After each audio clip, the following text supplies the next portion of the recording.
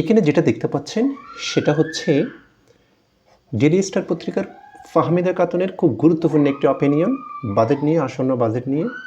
আজকে আমরা এটা রিডিং অ্যানালাইসিসের মাধ্যমে আমাদের যে ভাষার বিভিন্ন ধরনের বিষয় আছে সব কিছুকে একসাথে প্রাণবন্ধভাবে অ্যানালাইসিস করার চেষ্টা করব। What the FY 2027 budget must prioritize? Must এখানে মডেল ভার্ব, মাস্ট হচ্ছে এখানে মডেল ভার্ব, প্রায়োরিটাইজ হচ্ছে এখানে মেইন ভার্ব। সর্বদা মাথা রাখতে হবে যে মডেল ভার্বের পরে মেইন ভার্বের বেস ফর্ম হয়, এটা হচ্ছে যে বেস ফর্ম। এই যে প্রায়োরিটাইজ শব্দের পরে আইএসসি থাকলে সেটা ভার্ব হয়, এটার নাম হচ্ছে যে প্রায়োরিটি। নাউন হচ্ছে যে প্রায়োরিটি, নাউন থেকে ভার্ব হয়েছে কারণ মডেল ভার্বের পরে এই সেন্টেন্সের স্থানটা হচ্ছে দ্য ভার্ব, তাই আমাকে নাউন থেকে মাথা রাখতে হবে যে এটাকে ভার্ব করতে হয়েছে। অবশ্যই অগ্রাধিকার দিতে হবে কোন বিষয়টাকে, যে FY ফিসক্যাল ইয়ার আর্থিক বছর 2027 সালের বাজেটকে অগ্রাধিকার দিতে হবে। এটা যেহেতু ফাইনাইট ভার্ব, সাবজেক্ট হচ্ছে যে দ্য FY 2027 বাজেট, সাবজেক্ট এখানে হচ্ছে দ্য নাউন ফ্রেজ, এটা হচ্ছে দ্য নাউন ফ্রেজ, এটা হচ্ছে নাউন ফ্রেজ। ওয়াট হচ্ছে যে এখানে কনজাংশন, সাবঅর্ডিনেটিং কনজাংশন, এবং এটা হচ্ছে যে একটা সাবঅর্ডিনেট ক্লজ। তাহলে কনজাংশন থাকলে সাবঅর্ডিনেট ক্লজ হলে আর একটা প্রিন্সিপাল ক্লজ এখানে উজ্জ্ব আছে, কারণ এটা হচ্ছে যে একটা হেডলাইনকে এইভাবেও লিখে যেতে পারে। তবে আরেকটা ক্লজকে ইনক্লুড করে, যেমন আমি বলতে পারি শুড বি ডিসকাসড, তখন should be discuss main clause. যেমন এখানে যদি আমি অ্যাড করি শুড বি ডিসকাসড, এই যে বিষয়টাকে যা অগ্রাধিকার দিতে হবে বাজেট, এই বিষয়টাকে আলোচনা করা উচিত। এখানে পেশি পড়তে ডিসকাসড, তাহলে এটাকে যদি মেইন ক্লজ ধরি, এই মেইন ক্লজের মধ্যে এটা হচ্ছে যে ফাইনাইট ভার্ব, তখন ফুল সেন্টেন্সের ক্ষেত্রে যদি বিবেচনা করি তখন আবার এটা ফুলটাই হচ্ছে যে সাবজেক্ট হয়ে যাচ্ছে। যদিও এর ভিতরে একটা সাবজেক্ট আছে, যেহেতু এটাও একটা ক্লজ, এখন আবার ফুল সেন্টেন্স ধরলে এটাকে যদি মেইন ক্লজ ধরি,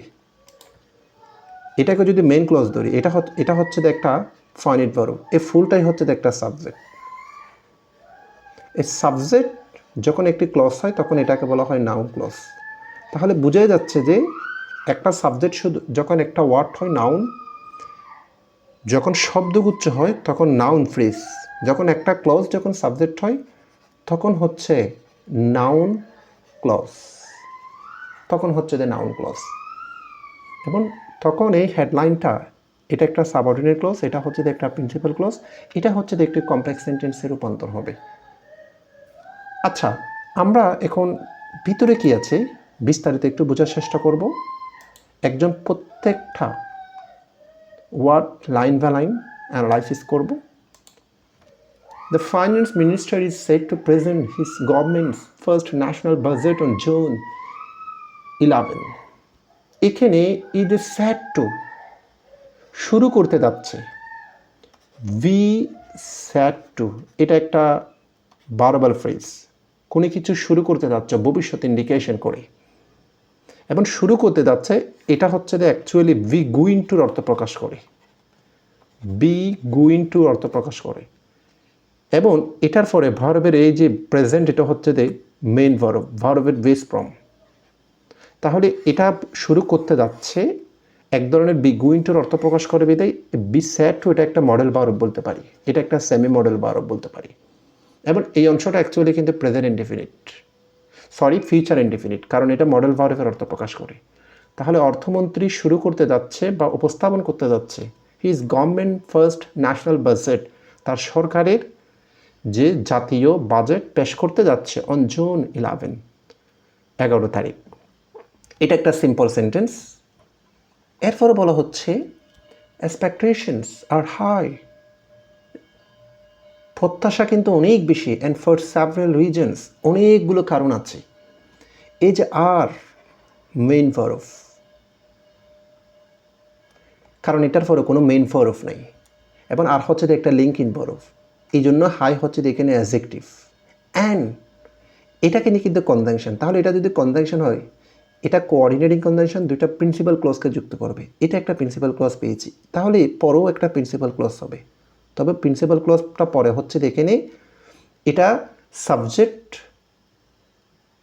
ভার্ব উজ্জ হিসেবে রাখা হয়েছে, তবে এটাকে আমরা একটা ক্লজের যদি রূপান্তর করি তাহলে এভাবে লিখতে পারি, দেয়ার আর, তখন several reason, there are several reason, তখন এই যে সেভারাল রিজনকে সাবজেক্টে রূপান্তর করি, দেয়ার দ্বারা সেন্টেন্স শুরু হলে সাবজেক্টটা ভার্বের পরে চলে যায়, এটাকে সাবজেক্ট ধরি, দেয়ার আর সেভারাল রিজনস, তার অনেকগুলো কারণ আছে, এভাবে উজ্জ্ব করে রাখা হয়েছে। এটা হচ্ছে একটা কম্পাউন্ড সেন্টেন্স। এখানে সেভারাল শব্দের আগে যদি এটা একটা ডিটারমিনার, যে several, many, multiple, various, difference থাকলে সবসময় পরবর্তী নাউনটা হচ্ছে যে ফ্লোরাল হবে। এরপরে the budget comes at A time, এটা একেবারে, এটা একটা ফ্রেজ, এটা একেবারে একবারই আসে, বাজেট। বাজেট কামস এখানে ভার্বের singular form, when subordinating conjunction, যখন Bangladesh is going through one of the most difficult economic situation in decades. Decades মানে দশক, এই যে চলমান দশক 2021 সালের পর থেকে এই দশকটাকে রাইটার বোঝাতে চেয়েছেন। এই দশকটা the most difficult economic situation, সবচেয়ে কঠিন একটা অবস্থার মধ্যে দিয়ে গিয়েছে। সেই হিসাবে এই বাজেট সবচেয়ে অন্যতম একটি ক্রিটিক্যাল বাজেট হচ্ছে যেটা Bangladesh is going, present continuous tense, এটা হচ্ছে the subordinate clause. The budget come হচ্ছে দ্য প্রিন্সিপাল ক্লজ, অয়েন যেহেতু সাবঅর্ডিনেটিং কনজাংশন, সো এটা হচ্ছে দ্য সাবঅর্ডিনেট ক্লজ। এটা হচ্ছে একটা কমপ্লেক্স সেন্টেন্স। এরপরে যদি দেখি আমরা, growth has স্লোড considerably, inflation remained stubbornly high, investment has weakened, poverty has increased, persistent energy shortages and high energy cost continue to constrain production competitiveness, and the banking sector remains under significant stress. এখানে দেখো খুব গুরুত্বপূর্ণ একটা structure শিখব। Growth has finite verb, তাহলে growth হচ্ছে এখানে subject, growth এখানে নাউন, গ্রো থেকে গ্রোথ হয়েছে, ভার্ব থেকে নাউন। স্লো হচ্ছে যে অ্যাডজেক্টিভ হতে পারে, আবার স্লো এখানে হচ্ছে যে এটার পর যেহেতু ফিফি ফর্ম হয়েছে মেন ভার্ব হিসাবে, স্লো এখানে মেন ভার্ব, যেটা প্রবৃত্তি মন্তর্গতি হয়েছে। কনসিডারেবলি বিবেচনাধীনভাবে, এই যে অ্যাডভার্ব কনসিডারেবল থেকে কনসিডারেবলি, যেটা অ্যাডজেক্টিভের পরে এলওয়া যুক্ত হয়েছে, অ্যাডভার্ব, এটা একটা ক্লজ। ইনফ্লেশন রিমেইন, যে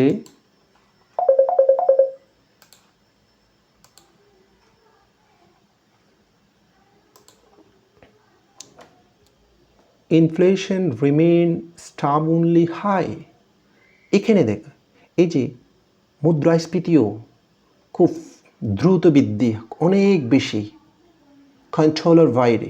রিমেইনস হচ্ছে একটা লিঙ্কিং ভার্ব, তাহলে এটা অ্যাডভার্ব, হাই হচ্ছে যে অ্যাডজেক্টিভ, অ্যাডজেক্টিভের আগে অ্যাডভার্ব হয়, ফুলটাই হচ্ছে যে একটা অ্যাডজেক্টিভ ফ্রেজ, তাহলে লিঙ্কিং ভার্বের পরে অ্যাডজেক্টিভ বা adjective phrase.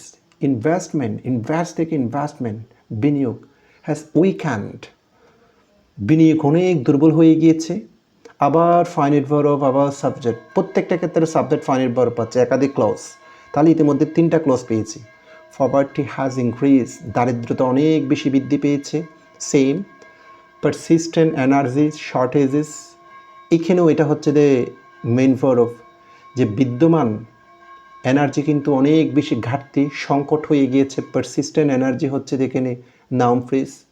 And high energy cost continue, যে উচ্চ যেটা এনার্জি খরচ অনেক বেশি, কস্ট ভার্ব, হাই এনার্জি এখানে ভার্ব, কতটুকু কন্টিনিউ, যেটা এমনভাবে চলমান আছে, টু কনস্ট্রেইন প্রোডাকশনস, কনস্ট্রেইন মানে সীমাবদ্ধ করা, প্রোডাকশন, প্রডিউস থেকে প্রোডাকশন, ভার্ব থেকে নাউন, যেটা উৎপাদনকে যেটা সীমাবদ্ধ করে ফেলেছে, কমিয়ে ফেলেছে।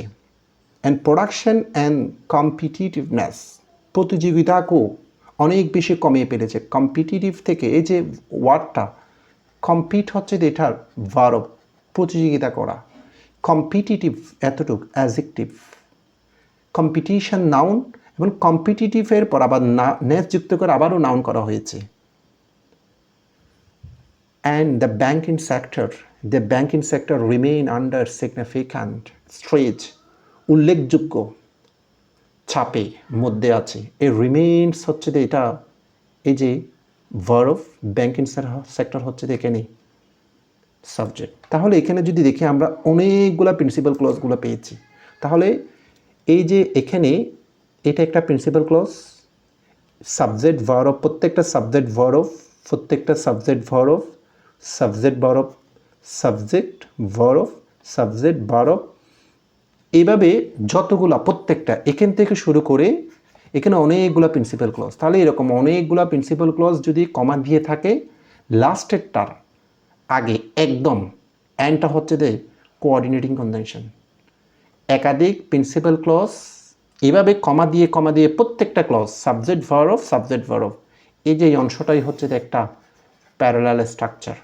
এই অংশটা হচ্ছে একটি প্যারালাল স্ট্রাকচার। তাহলে বোঝা যাচ্ছে প্যারালাল স্ট্রাকচার কোনটা, বাক্যের সমান্তরাল। এটা যদি নাউন ফ্রেজ হতো, প্রত্যেকটা নাউন ফ্রেজ। এটা যদি একটা শুধু সিঙ্গেল নাউন হতো, প্রত্যেকটা নাউন। এটা যদি ইনফিনিটিভ দিয়ে শুরু হতো, প্রত্যেকটা ইনফিনিটিভ দিয়ে। সেম গ্রামার, কারণ এটা যেহেতু ভার্ব প্লাস সাবজেক্ট ভার্ব, প্রত্যেকটা সাবজেক্ট ভার্ব দিয়ে শুরু হয়েছে। এবং একাধিক প্রিন্সিপাল ক্লজ, অনেকগুলা প্রিন্সিপাল ক্লজ, এবং ফুলটা মিলে এটা হচ্ছে একটা কম্পাউন্ড সেন্টেন্স।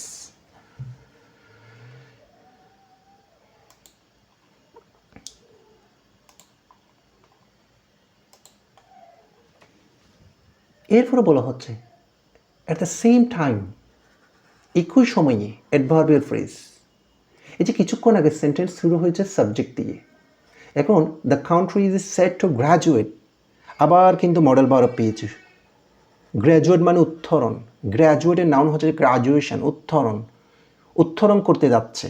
আবার এটা একটা মডেল ভার্ব পেয়েছি। এই যে মডেল ভার্বের উপরে base form, future tense actually এটা ইজ আছে বিধে এটা প্রেজেন্ট টেন্স না, এটা ফিউচারের অর্থ প্রকাশ করে, এটা কিন্তু ফিউচার ইনডেফিনিট। তাহলে এই যে কান্ট্রি হচ্ছে যে সাবজেক্টের আগে একটা ফ্রেজ হয়েছে, এবং এই ফ্রেজকে আমরা যদি প্রশ্ন করি হোয়েন দ্বারা প্রশ্ন করলে পাচ্ছি। তাই এটা হচ্ছে একটা অ্যাডভার্বিয়াল ফ্রেজ, এটা হচ্ছে একটা অ্যাডভার্বিয়াল ফ্রেজ। আমাদের দেশ, দ্য কান্ট্রি বলতে বাংলাদেশকে বোঝানো হয়েছে। উত্তরণ হতে যাচ্ছে from the LDC list development country, যেটা একদম স্বল্পোন্নত দেশ থেকে উত্তরণ হতে যাচ্ছে, এই ক্যাটাগরি থেকে। হুইচ মানে কোনটা, যে এলডিসি ক্যাটাগরিটাকে ইন্ডিকেশন করেছে। যখন মাঝখানে কনজাংশনটা যে নাউনের আগে যে নাউনকে ইন্ডিকেশন করে, সে নাউনের পরিবর্তন অনুসারে বসে। যেমন এটা হুইচ বলতে এলডিসি ক্যাটাগরিকে বোঝানো হয়েছে। এখানে যদি ব্যক্তি হতো এখানে হু হতো, এখানে যদি টাইম হতো হোয়েন হতো। এভাবে নাউন অনুসারে একটা কনজাংশন বা প্রনাউন আনলে এটাকে বলা হয় রিলেটিভ প্রনাউন। এবং রিলেটিভ প্রনাউনের পরে যেটা আছে সেটা রিলেটিভ ক্লজ। এবং রিলেটিভ ক্লজ এক ধরনের কিন্তু অ্যাডজেক্টিভ ক্লজ। অর্থাৎ এটা অ্যাডজেক্টিভ ক্লজ কেন, অ্যাডজেক্টিভ ক্লজ যেটা একটা নাউনকে মডিফাই করে। তাহলে হুইচ ব্রিংস, এই কথাটাকে বলা হচ্ছে যে এলডিসি ক্যাটাগরি, এটার আগে একটা নাউন ফ্রেজ আছে, এই জন্য এটা একটা অ্যাডজেক্টিভ ক্লজও বলতে পারি। ব্রিংস এটা নিয়ে আসে both opportunities and challenges, a both and correlative conjunctions এবং প্যারালাল স্ট্রাকচার। এটার পরে নাউন, এরপরেও নাউন, এটা ফ্লোরাল, এটাও ফ্লোরাল, সেম গ্রামেটিক্যাল স্ট্রাকচার। অর্থাৎ এটা দুইটাই নিয়ে আসে উত্তরণটা, সুযোগ সুবিধাও নিয়ে আসতেছে, অনেকগুলো ঝুঁকিও নিয়ে আসতেছে, দুটা নিয়ে আসতেছে। ইন দিস কনটেক্সট, এই বিষয়টা অনুসারে এটা একটা আবার প্রেপোজিশনাল ফ্রেজ। তাহলে বাক্যের শুরুতে প্রেপোজিশনাল ফ্রেজও হচ্ছে, বাক্যের শুরুতে আবার অ্যাডভার্বিয়াল ফ্রেজও হচ্ছে। তাহলে বাক্য সরাসরি আবার কোনো ফ্রেজ ছাড়া সাবজেক্ট দিয়ে শুরু করতে পারি। তাহলে একভাবে শুরু করার অর্থ হচ্ছে যে সেন্টেন্সের ভ্যারিয়েশন, গ্রামেটিক্যালের যে বিষয়গুলো হচ্ছে যে ডিফারেন্টভাবে উপস্থাপন করা। FY 2026-2027 budget can not be treated, এই যে 2026 এবং 27 সালের বাজেটটা অর্থ বছরের, এটাকে বিবেচনা করা যেতে পারে না। প্যাসিভ সেন্টেন্স, মডেল ভার্বের পরে যদি ফ্রম হয়, বি থাকলে সেটা প্যাসিভ, কথাটাও কিন্তু passive. As a routine annual fiscal exercise, যেটা একটা রুটিন অনুসারে বার্ষিক আর্থিক একটা অনুশীলন হিসেবে এটাকে বিবেচনা করা যেতে পারে না। এটা অন্যতম একটি বাজেট আগের তুলনায়, মানে আগেরটার চাইতে আগে যতগুলো বাজেট হয়েছে এটাকে আরও বেশি অগ্রাধিকার দিচ্ছে রাইট অ্যাওয়ে। এখানে অ্যাজের পরে কিন্তু কোনো ফাইনাইট ভার্ব পাচ্ছি না। অ্যাজের পরে যদি ফাইনাইট ভার্ব থাকতো তাহলে এটা ক্লজ হতো, যেহেতু এদের পরে ফাইনাইট ভার্ব নয়, শব্দগুচ্ছ, এটা একটা নাউন ফ্রেজ, তখন এসটা এখানে প্রেপোজিশন হিসেবে ইউজ করা হয়েছে। এবং ফুল সেন্টেন্সটা এখানে কিন্তু সিম্পল সেন্টেন্স, কারণ একটা মাত্র ফাইনাইট ভার্ব আছে। It must serve as a road map. আবার কিন্তু এস হচ্ছে একটা আমরা যেটা পাচ্ছি রোড ম্যাপ। এখন কিন্তু এসটা কি পাচ্ছে সেটা একটু দেখবে। এটা অবশ্যই আমাদের সার্ভ করে আর রোড ম্যাপ, নীল নকশা, to restore macro economic stability, সামষ্টিক অর্থনীতি আবার আমাদের রিস্টোর করবে, পুনরায় কিন্তু কি আমাদের মধ্যে যেটা স্টোর হবে। টু রিস্টোর এটা হচ্ছে দি ইনফিনিটিভ। প্রোটেক্ট যেটা ভালনারেবল সিটিজেন্স, যেটা ভালনারেবল শব্দটা অর্থ এখানে দুর্বল নাগরিকদেরকে রক্ষা করবে, এটাও কিন্তু ইনফিনিটিভ এই টু এর পরে। আবার একটা প্যারালাল স্ট্রাকচার আমরা পাচ্ছি, রিভিল ইনভেস্টর কনফিডেন্স। ইনভেস্টর মানে বিনিয়োগকারী, ইনভেস্ট থেকে ইনভেস্টর, যে বিনিয়োগকারীদের আত্মবিশ্বাস আবার পুনরায় প্রতিস্থাপন করা হবে। অ্যান্ড প্রিপেয়ার দ্য কান্ট্রি, রাষ্ট্রকে প্রস্তুত করা হবে for a more competitive first LDC future, অর্থাৎ এলডিসি উত্তরণের পরবর্তীতে যে একটা কম্পিটিশন অনুসারে রাষ্ট্র যে তৈরি হবে সে অনুসারে রাষ্ট্রকে তৈরি করা হবে। এখানে বিশাল একটা সেন্টেন্স, এস কিন্তু আবার এখানে একটা প্রেপোজিশন, কারণ এর পর আমি এখনও কোনো জায়গায় ফাইনাইট ভার্ব পাই নাই। তো রোড টু রিস্টোর এটা হচ্ছে একটা ইনফিনিটিভ ফ্রেজ, প্রোটেক্ট এটা ইনফিনিটিভ ফ্রেজ, রিভিল এটা ইনফিনিটিভ ফ্রেজ, প্রিপেয়ার এটাও ইনফিনিটিভ ফ্রেজ। এখানে যেহেতু ফাইনাইট ভার্ব নাই, এস যখন ফাইনাইট ভার্বযুক্ত অংশের আগে বসবে না, ফাইনাইট ভার্বযুক্ত অংশটাকে বলা হয় ক্লজ, তাহলে এটা হচ্ছে একটা নাউন ফ্রেজ, এটাও নাউন ফ্রেজ, এটাও নাউন ফ্রেজ, এটাও নাউন ফ্রেজ, এটাও নাউন ফ্রেজ, এবং এসটা হচ্ছে যে ফ্রেজের আগে বসলে এস হচ্ছে একটা প্রেপোজিশন, এস এখানে প্রেপোজিশন। তবে এটা নাম ফ্রেজের পরিবর্তে আরেকটা ফ্রেজ বলা যাবে, টু প্লাস ভার্ব দিয়ে শুরু হলে এটা ইনফিনিটিভ ফ্রেজ, এটাও ইনফিনিটিভ, টু একবার দিলে আর বারবার দিতে হবে না, এটাও ইনফিনিটিভ, এটাও ইনফিনিটিভ। আবার একটা প্যারালাল স্ট্রাকচার পেয়েছি, বাক্যের সমান্তরাল। আজকের ভিডিওটা আমি আর বড় করব না, এতটুকু থাকবে এই গুরুত্বপূর্ণ কলামটার উপরেই।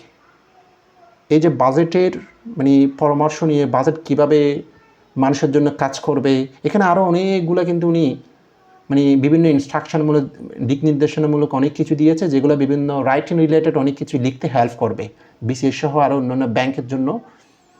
এই জন্য আমি এটার থেকে আরেকটা ভিডিও করব। আপনারা এতটুক ফুল এই ভিডিওটা করার আগে এই বাকি অংশটা ফুলটা পড়ে নেবেন এখান থেকে, নেট থেকে।